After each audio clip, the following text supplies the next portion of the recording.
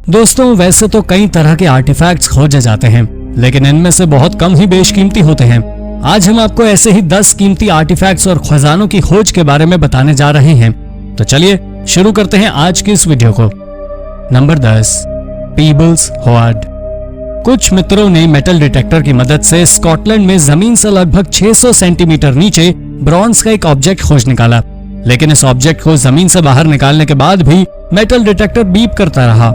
अब ये लोग समझ गए थे कि यहाँ कोई बड़ा खजाना छिपा है और इसीलिए उन्होंने आर्कियोलॉजिस्ट की एक टीम को इन्फॉर्म किया।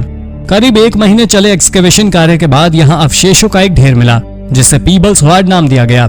ये अवशेष स्कॉटलैंड में खोजे गए सबसे बहुमूल्य आर्टिफैक्ट हैं। यहाँ से एक तलवार, एक शील्ड भी शामिल है।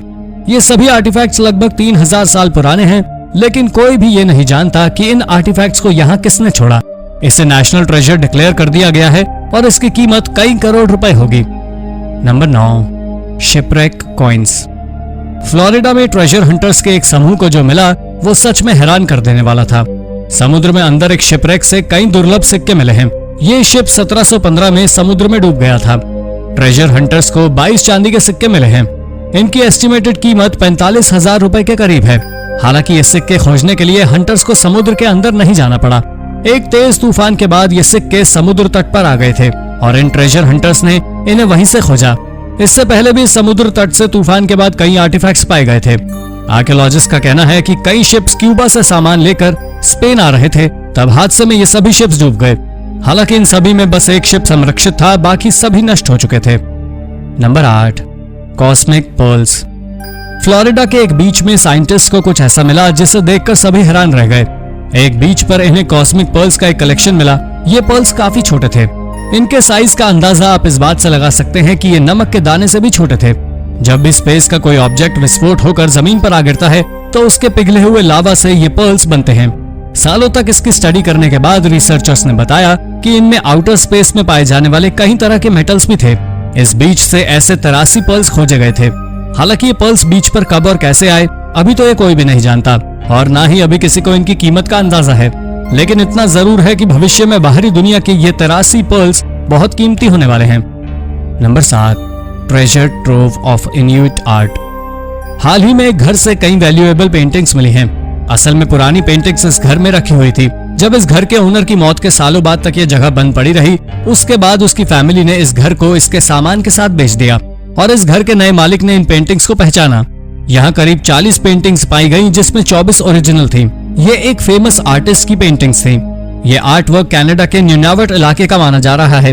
हालांकि ये पेंटिंग्स इतनी पुरानी और ऐतिहासिक नहीं है, लेकिन इनकी कीमत काफी ज्यादा है। ये वेस्ट बाफिन एस्किमो कॉर्पोरेशन के एक आर्टिस्ट द्वारा बनाई गई पेंटिंग्स हैं। हर एक पेंटिंग की कीमत करोड़ों में है। हाल ही में इसका सबसे पॉपुलर पीस 1.5 करोड़ में बिका। एक्सपर्ट्स भी ये नहीं समझ पा रहे हैं कि दुनिया से दूर एक आर्टिस्ट ने इनुइट आर्ट में इतनी महारत कैसे हासिल की। नंबर 6, माया गोल्ड ऑब्स। टियोटिहुआकन नाम की आर्कियोलॉजिकल साइट में पिरामिड्स के नीचे दर्जनों में गोल्डन ऑब्स देखकर पुरातत्वविद भी हैरान रह गए थे। यह मंदिर मेक्सिको के प्राचीन शहर एज़टेक में स्थित है। इस मंदिर के नीचे एक सुरंग बनी हुई थी और उसी के रहस्य को सुलझाने के लिए जब आर्कियोलॉजिस्ट ने एक रोबोट को इस टनल में भेजा तो करीब 76 मीटर की गहराई में दर्जनों गोल्डन ऑब्स दिखे, जो असल में क्ले से बनी हुई कलर्ड बॉल्स थी। आर्कियोलॉजिस्ट का कहना है ऐसा कुछ इतिहास में पहले कभी नहीं खोजा गया। असल में ये मिट्टी की बनी हुई बॉल्स थी जिनमें ऊपर से सोने की परत चढ़ाई गई थी। आप इनकी तुलना हैरी पॉटर फिल्म की जायंट गोल्डन स्निचेस से कर सकते हैं, पर वैज्ञानिक ये नहीं पता लगा पाए हैं कि ये बॉल्स क्यों इस्तेमाल की जाती थी। Number 5, black death coins. England में एक मेटल डिटेक्टरिस्ट को 2 बहुत ही दुर्लभ और कीमती सिक्के मिले हैं। वैसे तो ट्रेजर हंटर्स अक्सर सिक्के खोजते ही रहते हैं, लेकिन ये सिक्के कुछ खास हैं क्योंकि ये ब्लैक डेथ को दर्शाते हैं। ये सिक्के 14वीं सदी के हैं, जब इंग्लैंड में प्लेग फैल ही रहा था। दोनों ही सिक्कों पर एडवर्ड III का चित्र बना हुआ है। ऐसा कहा जाता है कि इंग्लैंड के इसी राजा ने इंग्लैंड में सोने के सिक्कों का चलन शुरू किया था। इसका मतलब इन सिक्कों को आप बिल्कुल वैसा ही समझ सकते हैं जैसे आपने पहला छपा हुआ नोट इस्तेमाल किया हो। ये सिक्के मुड़ गए हैं। ये सिक्के 96% प्योर गोल्ड के बने हैं और शुरुआती समय में इनमें से हर एक की कीमत 7 लाख रुपए थी और आज के समय में इनकी एग्जैक्ट वैल्यू तो कोई नहीं जानता, लेकिन इसका ओनर एक ब्रांड न्यू स्पोर्ट्स कार जरूर खरीद सकता है। आपके पास इतने पैसे होते तो आप क्या करते? अपना जवाब हमें कमेंट में जरूर बताएं। Number 4, 19th century sword. अपने बैकयार्ड की खुदाई करते समय कैरी नाम की एक औरत को 19वीं सदी की एक तलवार मिली। औरत ने इस तलवार को एक लोकल आर्कियोलॉजिकल रिसर्चर को दे दिया। उसने बताया कि इस तलवार को शायद एक स्थानीय ब्लैक स्मिथ ने लगभग 150 साल पहले बनाया था। इस तलवार की खोज के बाद उस औरत ने अपने पूरे बैकयार्ड की खुदाई की और उसके बाद जो मिला वो और भी हैरान कर देने वाला था। यहाँ से पत्थर के बने हथियार, एरोहेड्स आदि भी मिले हैं। हम तो ये नहीं जानते कि नीलाम करने पर इन आर्टिफैक्ट्स की कीमत कितनी होगी, लेकिन इतना जरूर जानते हैं कि कैरी का घर आर्कियोलॉजिकल खजाने का गढ़ था। हालांकि उसने ज्यादातर आर्टिफैक्ट्स को एक लोकल म्यूजियम को डोनेट कर दिया। Number 3, Constantin Finger. हाल ही में पेरिस में कॉन्स्टेंटिन द ग्रेट की उंगली खोजी गई है। ये कॉन्स्टेंटिन की रियल फिजिकल फिंगर नहीं थी, बल्कि रोम के कैपिटोलिन म्यूजियम में कॉन्स्टेंटिन का एक स्टैचू रखा हुआ है। इस स्टैचू में कॉन्स्टेंटिन का सिर और एक हाथ है, जिसकी एक उंगली लगभग 500 सालों से गायब है, जिसे हाल ही में पेरिस के एक म्यूजियम में पाया गया। इस स्टैचू का निर्माण 1584 में हुआ था। असल में इस रोमन एंटीक्स कलेक्ट करने वाले एक आदमी ने इस फिंगर को अंगूठा समझ लिया था, लेकिन कोई नहीं जानता था कि ये किसका अंगूठा था। उसके बाद 1913 में इसे पेरिस के म्यूजियम को डोनेट कर दिया। 2018 में रिसर्चर ऑरेलिया अजीमा ने इन दोनों के बीच कनेक्शन खोजा और बताया कि ये कॉन्स्टेंटिन की उंगली है, जिसे अब रोम लौटा दिया गया है और स्टैचू से अटैच कर दिया गया है। ये इतिहास की सबसे महंगी फिंगर रही होगी।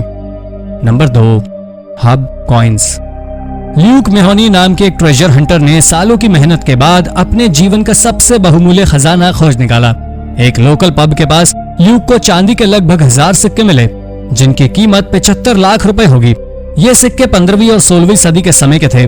ऐसा माना जा रहा है कि इन सिक्कों को किसी लोकल लैंड ओनर ने सिविल वॉर में जंग के लिए जाते वक्त दफन किया होगा और उसका ये खजाना लगभग 400 साल तक जमीन में दफन रहा। इन सिक्कों की कीमत इतनी है कि अगर ल्यूक इनसे मिली कीमत को पब के लैंड ओनर्स के साथ भी शेयर करें तो भी वो काफी अमीर बन जाएंगे। अगर आपको इतना बड़ा खजाना मिले तो आप क्या करेंगे? कमेंट करके जरूर बताएं। Number 1, the golden hands. 900 से 1400 एडी के समय में पेरू में चीमू कल्चर काफी समृद्ध था। ये लोग लगभग 1000 किलोमीटर के क्षेत्र में फैले हुए थे, लेकिन धीरे धीरे इनसे ज्यादा पावरफुल इनका सिविलाइजेशन के लोगों ने इन्हें हराकर इनके स्थानों पर कब्जा कर लिया और लगभग 60 साल बाद ही स्पेन के लोगों ने इनका सिविलाइजेशन पर कब्जा कर लिया। लेकिन चीमू लोग अपने पीछे कई कीमती आर्टिफैक्ट्स छोड़ कर गए थे। इनके समय में राजधानी रहा शहर चांचन कीमती आर्टिफैक्ट्स का गढ़ है। साथ ही यहाँ मेटल के बने भी कई कीमती ऑब्जेक्ट्स मिले हैं, जिनमें से एक है ये सोने के बने हाथ। ये गोल्डन हैंड्स प्योर गोल्ड के बने हैं। हालांकि वैज्ञानिकों को कोई आइडिया नहीं है कि इनका इस्तेमाल क्यों किया जाता था। कुछ का कहना है कि इन्हें पवित्र चीजों को छूने के लिए इस्तेमाल किया जाता था, जबकि कुछ मानते हैं कि शायद ये ईश्वर के हाथों को रिप्रेजेंट करते थे या फिर इनका इस्तेमाल किसी तरह के रिचुअल में होता था। फिलहाल इनकी आर्कियोलॉजिकल वैल्यू तो हम नहीं जानते, लेकिन हाँ, सोने का बने होने के कारण इनकी कीमत बहुत है। फिलहाल ये गोल्डन हैंड्स पेरू के म्यूजियम में रखे हुए हैं। तो दोस्तों, ये थे 10 मोस्ट वैल्यूएबल आर्टिफैक्ट्स और खजाने। इनमें से कौन सी खोज आपको रोचक लगी? अपना जवाब हमें कमेंट करके जरूर बताइए और ऐसी ही अन्य रोचक जानकारियों के लिए हमारे चैनल को सब्सक्राइब जरूर कर लें। धन्यवाद।